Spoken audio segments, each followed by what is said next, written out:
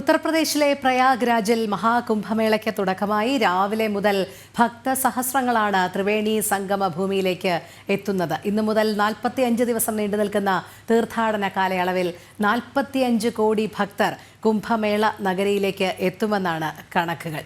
വിവരങ്ങളുമായി എസ് നന്ദഗോപൻ ചേരുന്നു. നന്ദൻ, മഹാകുംഭമേളയ്ക്ക് തുടക്കം കുറിക്കുമ്പോൾ അവിടെ നിന്നുള്ള വിവരങ്ങൾ.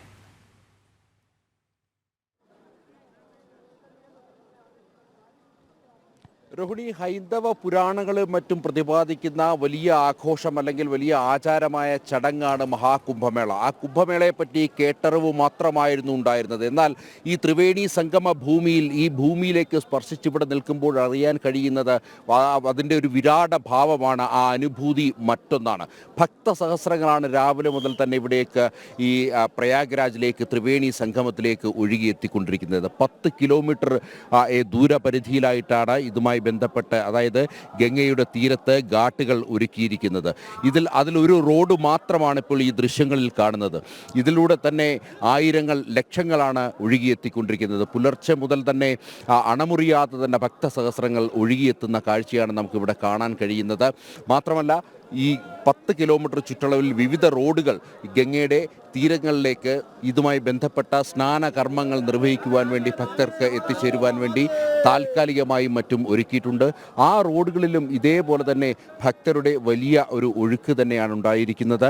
ഏതാണ്ട് 45 കോടി ജനങ്ങൾ, കേരളത്തിൻ്റെ ജനസംഖ്യയുടെ 10 ഇരട്ടിയോളം വരുന്ന ജനവിഭാഗങ്ങൾ ഇവിടെ ഈ തീർത്ഥാടന മണ്ണിലേക്ക് എത്തുമെന്നുള്ളതാണ് കണക്ക് കൂട്ടുന്നത്.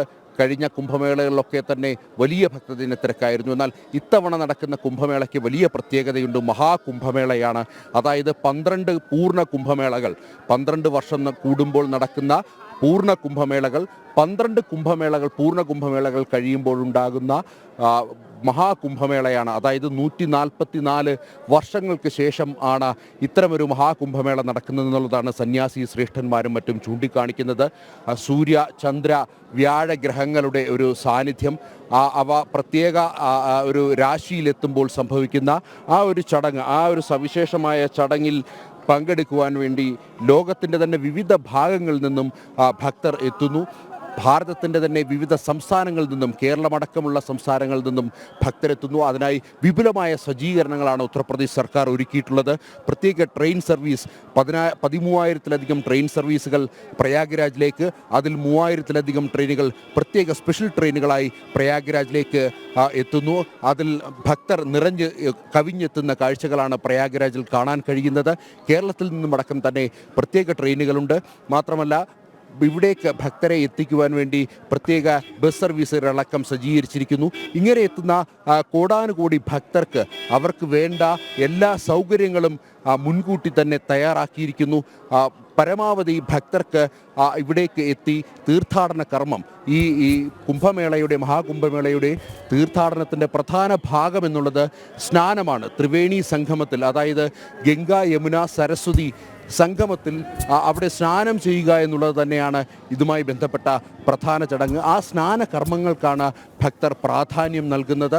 ആ സ്നാനകർമ്മത്തിലൂടെ ജീവൻ മുക്തി ലഭിക്കുമെന്നുള്ള ഒരു സങ്കല്പം സഹസ്ര കോടി ജനങ്ങൾ ഏറ്റെടുത്തുകൊണ്ട് ഈ തീർത്ഥാടന മണ്ണിലേക്ക്, ത്രിവേണി സംഗമത്തിലേക്ക് ഒഴുകിയെത്തുകയാണ്. അതെ, ആയിരക്കണക്കിന് ഭക്തരാണ് ത്രിവേണി സംഗമം, അതായത് കുംഭമേളയ്ക്കായി അങ്ങോട്ടേക്ക് സംഗമിക്കുന്നത്. തത്സമയ വിവരങ്ങളാണ് നൽകിയത്. ഇനിയുള്ള 45 ദിനങ്ങൾ മഹാകുംഭമേളയുടെ ദിനങ്ങളാണ്. അത് മാത്രമല്ല, ഒഴുകിയെത്തുന്ന ഭക്തരുടെ കണക്ക് അതിശയിപ്പിക്കുന്നതാണ്. 45 കോടിക്ക് മുകളിലാണ് ഈ ത്രിവേണി സംഗമത്തിനായി വന്ന് പോകുന്നത് എന്നുള്ളത്. എന്തായാലും ആ മഹാകുംഭമേളയ്ക്ക് മഹാശിവരാത്രി നാളിൽ വരെ അത് നീണ്ടു നിൽക്കും. 45 ദിവസം നീണ്ടു നിൽക്കും.